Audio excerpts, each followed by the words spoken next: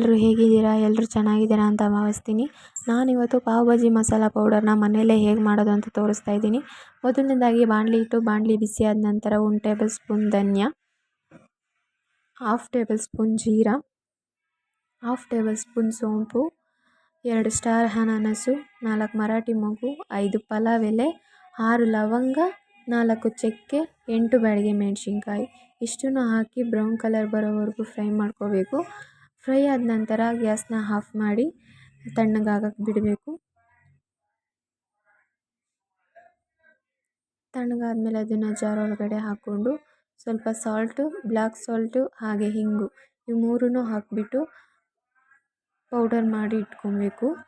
ಈ ಪೌಡರ್ನ ಫ್ರೆಂಡ್ಸ್ ನೀವು 6 ಮಂತ್ಸ್ವರೆಗೂ ಸ್ಟೋರೇಜ್ ಮಾಡಿ ಇಟ್ಕೋಬೋದು. ಏನು ತೊಂದರೆ ಇಲ್ಲ. ಮನೆಯಲ್ಲೇ ಮಾಡಿರೋದಲ್ವ, ಏನು ತೊಂದರೆ ಆಗಲ್ಲ. ನೀವು ಸ್ಟೋರೇಜ್ ಮಾಡಿ ಇಟ್ಕೊಬೋದು. ಈ ವಿಡಿಯೋ ನಿಮಗೆ ಇಷ್ಟ ಆಗಿದ್ದಲ್ಲಿ ಲೈಕ್ ಮಾಡಿ, ಕಮೆಂಟ್ ಮಾಡಿ, ಸಬ್ಸ್ಕ್ರೈಬ್ ಮಾಡಿ, ಹಾಗೆ ನಮ್ಮನ್ನು ಕೂಡ ಸಪೋರ್ಟ್ ಮಾಡ್ತಾಯಿರಿ. Thank you.